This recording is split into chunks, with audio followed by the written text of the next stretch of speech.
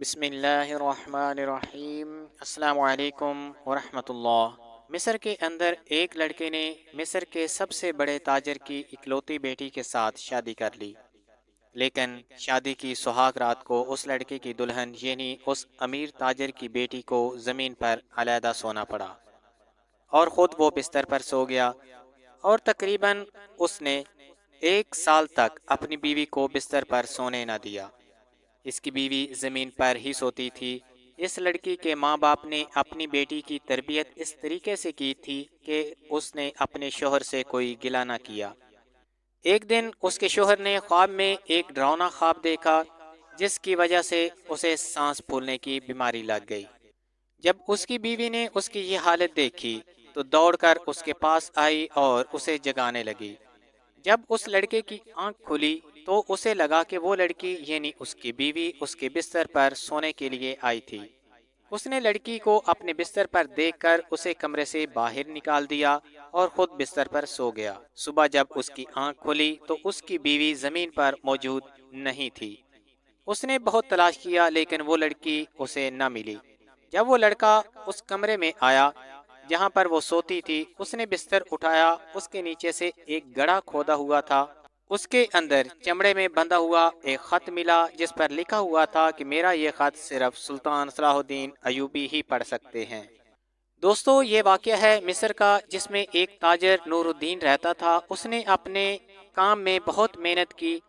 एक दिन वो मिस्र का अमीर तरीन ताजर बन गया। मिस्र के शहर काहरा के अंदर आधे से ज़्यादा लोग नूरुद्दीन ताजर के लंगर खाने से खाना खाते थे। मौरखीन ने यह भी लिखा कि नूरुद्दीन कभी कभी गरीब मजदूर की शक्ल में काहरा के अंदर घूमता। जो घर गरीब देखता उसकी मदद करके चला जाता। उसको ये मालूम ना होता कि उनकी किसने मदद की है। एक दफ़ा नूरुद्दीन काहरा के अंदर जा रहे थे कि एक नौजवान घोड़े से गिरा और उसकी कमर की हड्डी टूट गई। पूरे मिस्र में उस लड़के का इलाज मुमकिन न था।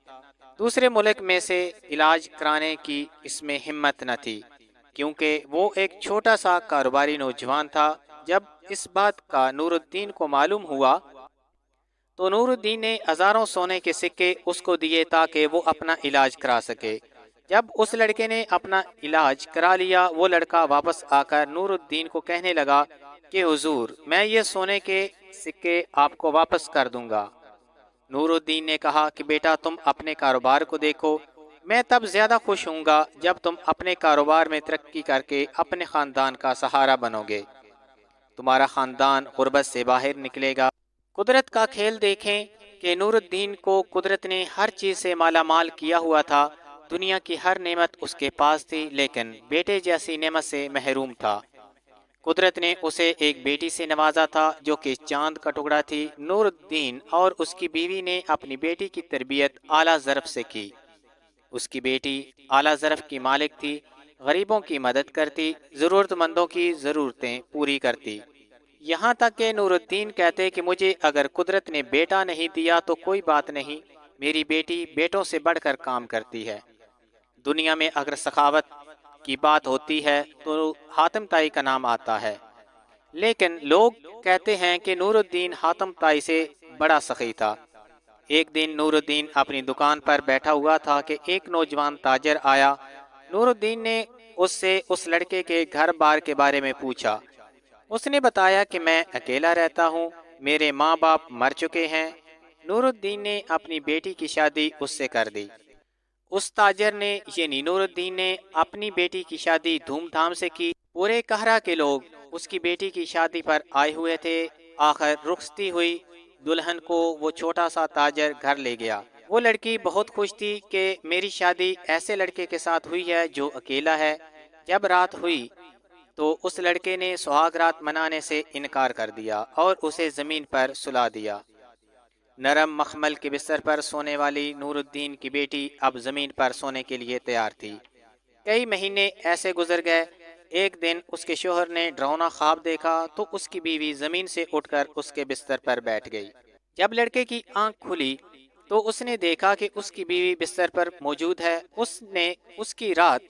उसने गुस्से से उसे कहा कि कमरे से बाहर चली जाओ।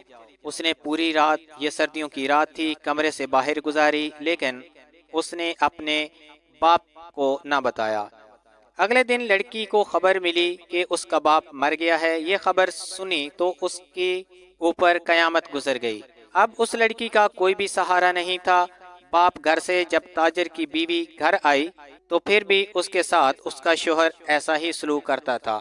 ایک دن وہ تنگ آ کر گھر چھوڑ کر چلی گئی، اپنے پیچھے ایک خط لکھ کر چھوڑ گئی۔ اس کے اوپر لکھا ہوا تھا کہ تم نے میری زندگی میں میری خواہش پوری نہیں کی، لیکن یہ میری آخری خواہش سمجھ کر میرا یہ خط سلطان صلاح الدین ایوبی کو دے دینا۔ اس لڑکے نے اسے بہت ڈھونڈا لیکن وہ اسے نہ ملی۔ لڑکے نے خط لیا اور سلطان صلاح الدین ایوبی کے پاس چلا گیا، اپنی زندگی کی پوری کہانی اسے سنائی۔ سلطان صلاح الدین ایوبی کچھ دیر خاموش رہنے کے بعد وہ خط کھولا۔ اس میں لکھا تھا کہ میں اپنے شوہر سے بہت پیار کرتی ہوں، لیکن وہ کسی اور سے پیار کرتا ہے۔ میں جب تک اس کے ساتھ رہوں گی یہ اپنی محبت سے شادی نہیں کرے گا۔ میرے باپ کی جتنی دولت ہے میں اپنے شوہر کے نام کر کے جا رہی ہوں۔ جب اس لڑکے نے یہ خط سنا تو زارو قطار رونے لگا۔ سلطان صلاح الدین ایوبی نے اپنے جاسوس سپاہی اس لڑکی کو ڈھونڈ کر لانے کے لیے بھیج دیے۔ اب اس لڑکے کو بھی اس کے ساتھ پیار ہونے لگا تھا۔ شام سے پہلے پہلے وہ اس لڑکی کو لے کر سلطان صلاح الدین ایوبی کے پاس آئے۔ اس لڑکی نے اپنی بیوی سے معافی مانگی اور زندگی گزارنے لگے۔ چینل کو سبسکرائب کر لیں۔ کل حاضر ہوتے ہیں ایک نئی ویڈیو کے ساتھ، تب تک اجازت دیجیے، اللہ حافظ۔